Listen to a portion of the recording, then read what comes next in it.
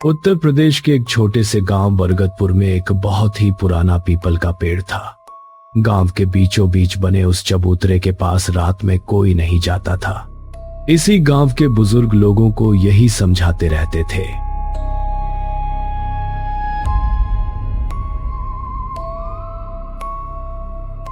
सूरज डूबने के बाद उस चबूतरे के पास मत जाना, वहां कोई बुरी शक्ति रहती है। लेकिन संतू भाई, ये बात तो हमारी समझ में आ जाती है, लेकिन उन लड़कों को कैसे समझ में आएगा जो अभी अभी जवान हुए हैं। वो सब तो बस हवा समझते हैं इन बुरी शक्तियों को।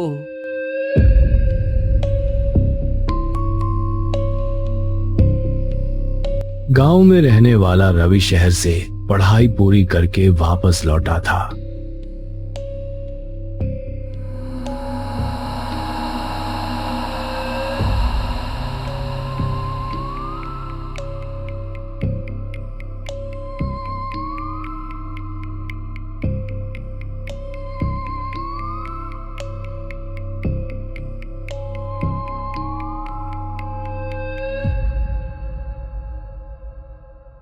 रवि, तू तो शहर में पढ़ाई करके आया है। वैसे अब तो तू भूत प्रेत पर विश्वास नहीं करता होगा। अरे मुकेश, ये तुम कैसी बहकी बहकी बातें कर रहे हो। भूत वूत कुछ नहीं होता, ये सब लोगों का वहम है बस। अच्छा, ऐसी बात है तो फिर आज रात पीपल वाले चबूतरे पर जाकर दिखा, तब हम जाने। रवि तुरंत तैयार हो गया।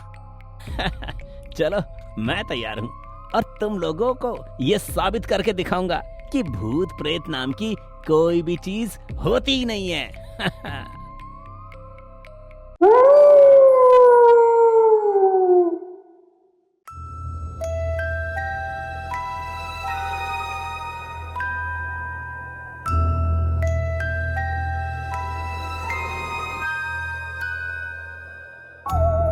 रात के लगभग 12 बजे चारों दोस्त टॉर्च लेकर पीपल के पेड़ के पास पहुंचे। हवा बिल्कुल शांत थी, लेकिन जैसे ही वे चबूतरे के करीब पहुंचे, अचानक ठंडी हवा चलने लगी।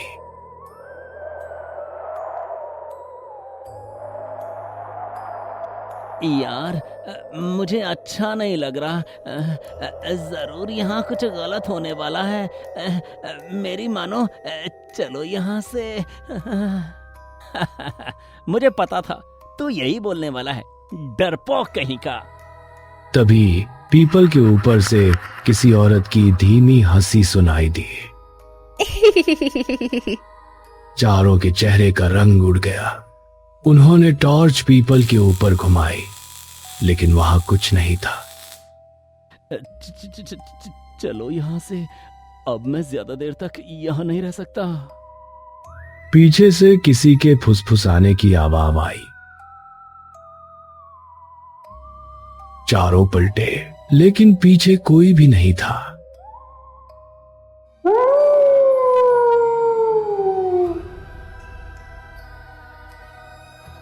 अगली रात रवि फिर वहां जाने की जिद करने लगा, लेकिन इस बार उसके बाकी के दोस्त वहां जाने से इनकार कर दिए, तो इस बार रवि अकेला चला गया। रात के 12 बजे वह चबूतरे के पास पहुंचा। अचानक उसकी नजर पेड़ के नीचे खड़ी एक औरत पर पड़ी, जिसके कपड़े सफेद और लंबे बाल। चेहरा नीचे झुका हुआ ये देखकर रवि ने आवाज दी। कौन है? औरत धीरे धीरे उसकी ओर मुड़ने लगी। जैसे ही उसका चेहरा दिखाई दिया, रवि की चीख निकल गई। उसकी आंखें पूरी तरह काली थीं, मुंह कान तक फटा हुआ था। वह मुस्कुराई। बहुत दिनों बाद कोई आया है। रवि डरकर भाग गया।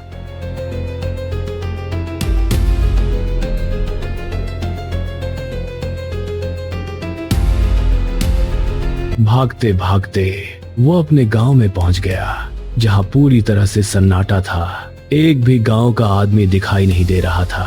रवि पसीने से भीग चुका था। वो बिना रुके दौड़ता रहा और अपने घर पहुंचकर दरवाजा बंद करके डर के मारे सो गया। उस रात उसे डर के मारे नींद भी नहीं आ रही थी, तो उसमें हनुमान चालीसा पढ़ना उचित समझा। जय हनुमान ज्ञान गुण सागर, जय कपीसतियों लोक उजागर, राम दूत अतुलित बल धामा, अंजनी पुत्र पवन सुत नामा।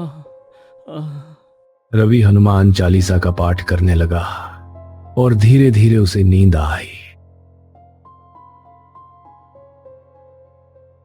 अगले दिन रवि गांव के सबसे बुजुर्ग आदमी रामनाथ बाबा के पास पहुंचा। उसने पिछले रात की होने वाली सारी घटना को बताया। बाबा भी सुनकर डर गए और चेहरा पीला पड़ गया। रवि बेटा, जिसे तुमने कल रात देखा है उसका नाम गौरी था।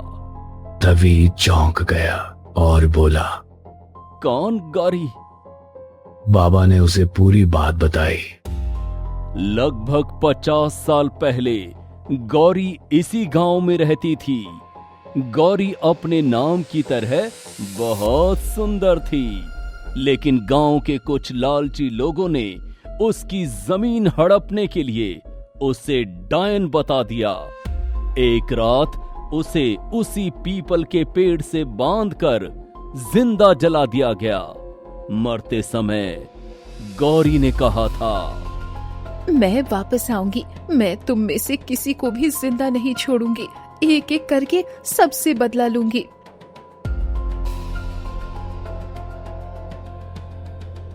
उस दिन के बाद से गांव में अजीब घटनाएं शुरू हो गई। कभी कोई अचानक गायब हो जाता, तो कभी किसी किसी की लाश उस पीपल के पेड़ के पास पड़ा मिलता।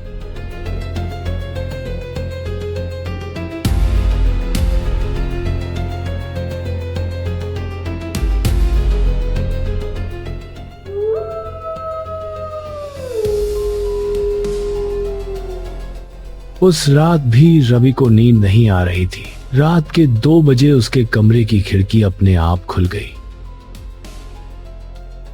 कुछ रेंगने की आवाज आ रही थी। रवि ने कांपते हाथों से नीचे देखा तो वहां गौरी बैठी थी। उसकी गर्दन उल्टी दिशा में मुड़ी हुई थी। वो मुस्कुरा रही थी। तुमने मुझे क्यों जगाया? रवि चीखते हुए भागने की कोशिश की, लेकिन वही गिरकर बेहोश हो जाता है।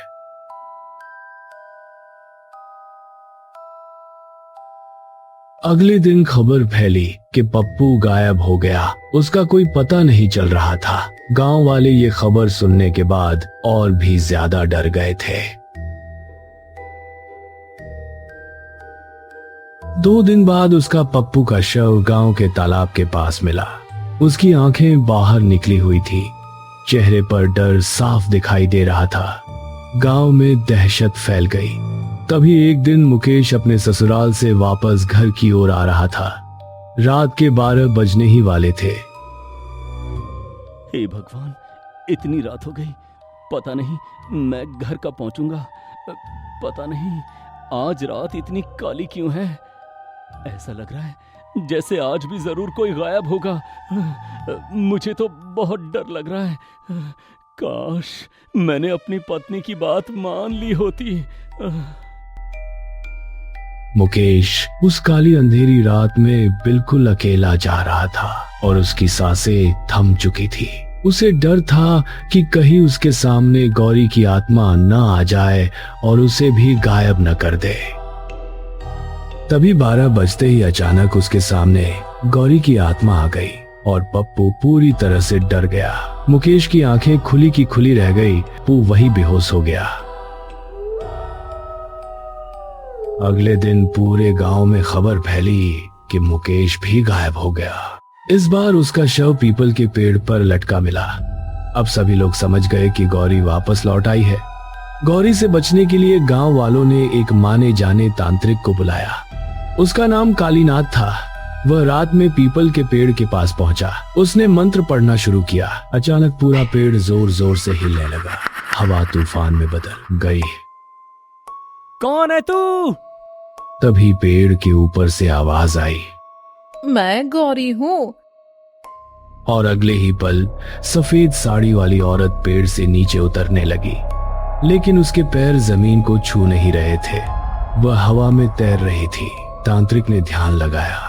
उसे पता चला कि गौरी की आत्मा बदला नहीं चाहती थी, बल्कि उसका शरीर जहां जलाया गया था उसके नीचे एक गुप्त कब्र थी। उस कब्र में गांव के कई लोगों के पाप दफन थे। जिस दिन कुछ मजदूरों ने जमीन खोदी थी, उसी दिन वो आत्मा फिर जाग गई थी।